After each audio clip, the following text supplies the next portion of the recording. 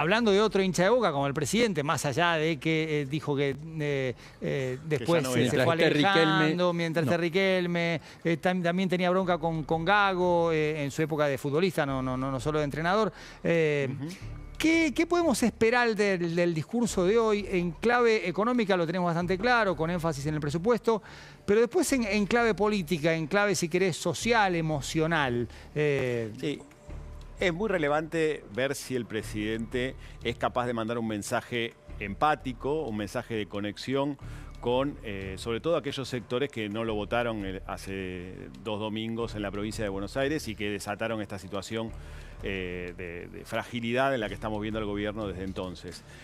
Ver cómo expresa es importante, más allá de que ya sabemos más o menos el contenido de lo que va a enviar, cómo expresa ese incremento del ajuste que se viene para el 2026, al menos eso es lo que está previsto en los números fríos del presupuesto. Cómo los traduce a un mensaje que pueda conectar con ese votante, porque en definitiva todo esto es parte de un proceso electoral en el que el gobierno se juega gran parte de su fortaleza, ¿no? Poder hacer una buena elección en octubre, siempre desde el inicio, te diría, del mandato, pero sobre todo en los últimos meses, siempre estuvo en la cabeza del presidente como un punto vital, ¿no? Hacer una buena elección para pensar en un 2026 y 2027 positivo para el gobierno. Todas las noticias apuntan a un discurso corto, entre 15 y 20 minutos.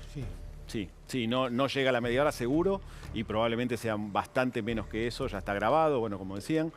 Y sí, la idea es un mensaje conciso y por eso digo que tenga, que apunte claramente al sentido político que el gobierno, que el presidente le quiere dar al mensaje del presupuesto. Martín, ¿cómo ha reaccionado el gobierno tras la derrota electoral del 7 de septiembre? ¿Cómo pudo? ¿Cómo quiso? ¿Aún no hay reacción?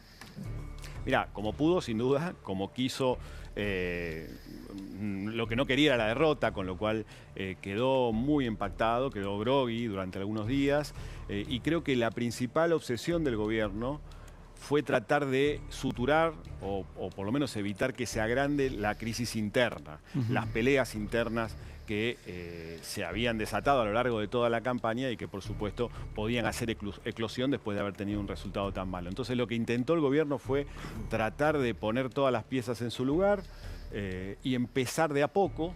Los primeros días fue solamente eso y después empezar de a poco a conectar con el sistema político con el cual va a tener que negociar. O sea, Milei no quería negociar o su plan siempre fue imponer más que negociar al resto de los actores políticos y empieza como a asumir, tal vez como quien hace un duelo, que el futuro es negociar. Bueno, de a poquito empezamos a ver algunas señales de ese camino, algunos intentos tibios, si querés, pero de conectar con los gobernadores, nombrar al ministro del Interior, algunas primeras reuniones, algunas decisiones administrativas que empiezan a enviar fondos a algunas provincias, una ligera corrección en ese sentido que abre la puerta para lo que puede pasar en las próximas semanas. Pero en el Senado tenés ATN, con todo lo que eso significa.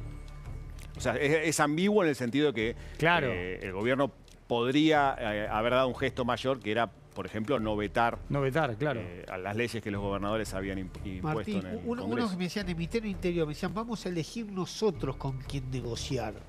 Y esto quizás se vio un poco el fin de semana, porque decían, no vamos a negociar con todos los gobernadores que nos están pidiendo dinero. Vamos a negociar con los que tenemos algún acuerdo electoral y también a los que nos permitan, jugando con el número para que no nos volteen los vetos. Cosa que va a pasar seguramente esta semana con universidades. Por eso Catalán, el flamante ministro del Interior, que antes era secretario, habría ido, un gobernador me dijo que efectivamente hubo una oferta económica de lo que estaban pidiendo. Recordemos que había ya acuerdos preestablecidos de plata que le iba a girar el gobierno a las provincias y que no se cumplió en lo que va del año, no solo con estas 4 provincias, básicamente son Entre Ríos, Misiones, Chaco y Mendoza. O sea, dice el gobierno, si a mí me alcanza arreglar con estas provincias y no me volteen los vetos, me quedo en esa posición. Bueno, puede ser. Ahora, es poca cosa, ¿no? Si después no gana las elecciones de manera amplia, de manera que pueda reacomodarse todo el tablero a favor del gobierno, es poca cosa, digamos, conseguir que no se le complique más estos meses, porque vienen 2 años muy difíciles por delante. Entonces el gobierno creo que tiene que asumir que va a tener que cambiar su sistema de alianzas y probablemente no le quede más remedio que hacerlo después de las elecciones. Porque lo que no puede cambiar es una decisión previa, que es la de enfrentar electoralmente a los gobernadores. Entonces, pedirle apoyo a aquellos con los que está compitiendo en octubre es muy complicado. Milei quizás tenga que hacer cosas que jamás pensó que iba a hacer. Ahí veía el último programa que hicieron con Jorge Liotti y con Paz, Rodríguez Niel. Paz. Y vos hablabas de esto de un estado de fragilidad que no es definitivo. Y que quizás para salir de ese estado de fragilidad, Milei tenga que hacer cosas que en ningún momento pensó que debía hacer o que iba a hacer.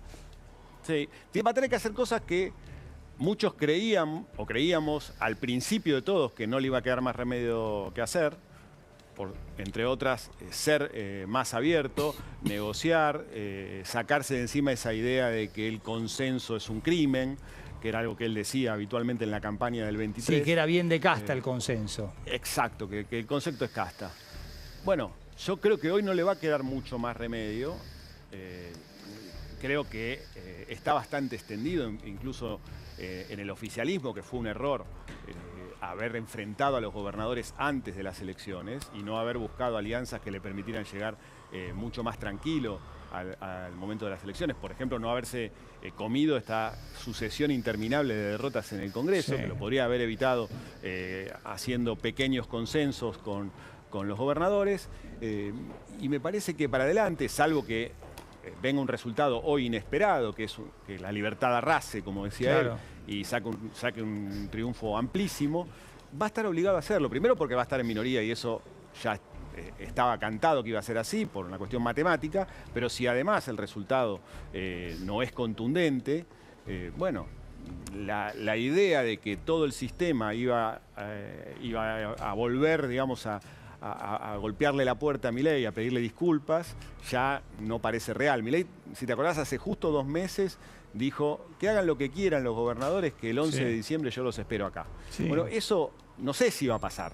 Entonces va a tener que pensar en cambiar y en buscar una nueva forma de gestionar el poder. No es tan grave, casi todos los gobiernos hay un punto en el que tienen que corregir, hacer algún cambio y buscar aplicar sus medidas por otro método. Juanmi, Martín, a mí me dicen que no descartan que en los próximos días o semanas haya una foto con Mauricio Macri, que están tanteando a Mauricio Macri, alguien que tuvo una relación bastante desgastada, se puede decir que está la relación entre Mauricio Macri y el propio Javier Milei, y que da la sensación, dicen, en estas estructuras que remarcan de campaña de acá a lo que queda a octubre, es decir, esto le puede pasar como las PASO, que asustaron a la población con la vuelta del kirchnerismo. Quizá Macri ahí nos ayude a recobrar un poco la firmeza que tuvimos nosotros de kirchnerismo nunca más. Puede ser, se está hablando mucho de la figura de Macri, incluso algunos dicen, bueno, él podría ser alguien que encarnara esa idea de empezar a negociar con una parte del sistema político, por ejemplo, con los gobernadores que fueron de Juntos por el Cambio, que lo tendrían como un interlocutor válido para cambiar, digamos, los personajes de esta obra. Pero hay que ver, a Macri lo han maltratado mucho, la relación no es lo que fue hace 2 años, es cierto que ahora son aliados, no termino de verlo a Macri convertido en una figura central que se ponga el traje para defender al gobierno. Yo creo que hubo muchos gestos que no fueron positivos en ese sentido. Las camperitas violetas, que es cierto que todos los que se la pusieron por su propia voluntad, pero esa idea de nos estamos comiendo al PRO, lo vamos a fagocitar, todo ese mensaje fue un mensaje siempre muy hostil hacia la figura de Mauricio Macri. Y no sé si va a ser tan fácil sumarlo como alguien central al manejo político del gobierno. Pero Martín, bueno, Pablo, yo tengo la misma información de Mariano, que en realidad reaparecería Mauricio Macri el miércoles. El miércoles. Me hablan de una foto inclusive con Milei mano a mano. Martín, la última pregunta tiene que ver con Karina Milei.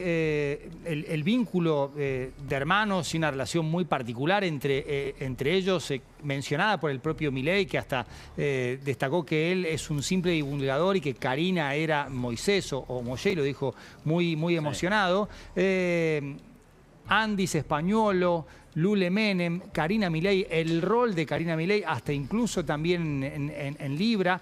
Milei ha pegado muchos volantazos en su carrera política, corta pero muy intensa, también lo mencionabas en La Nación Más Cerca. ¿Ese volantazo puede incluir a su hermana, que además es un sostén espiritual importante, además de ser funcionaria, secretaria general de la presidencia?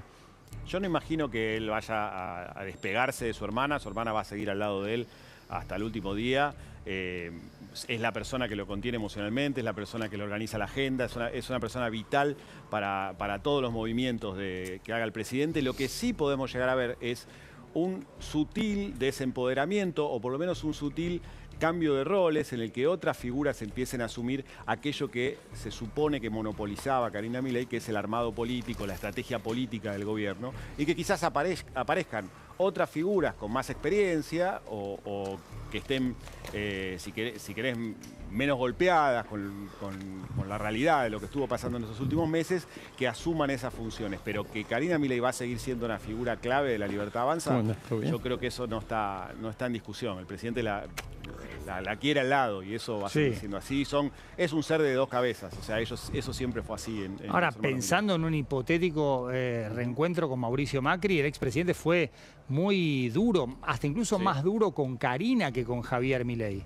Sin duda, porque Karina un poco desde el principio asumió ese papel del escudo de Javier Milei, ¿no? Entonces vas a encontrar mucha gente, y Mauricio Macri fue uno de ellos, que en vez de criticar al presidente, la criticaban a Karina, era como la última frontera, ¿no? Sí. Y creo que ella asumió ese rol y paga un costo muy fuerte por haber ocupado ese lugar.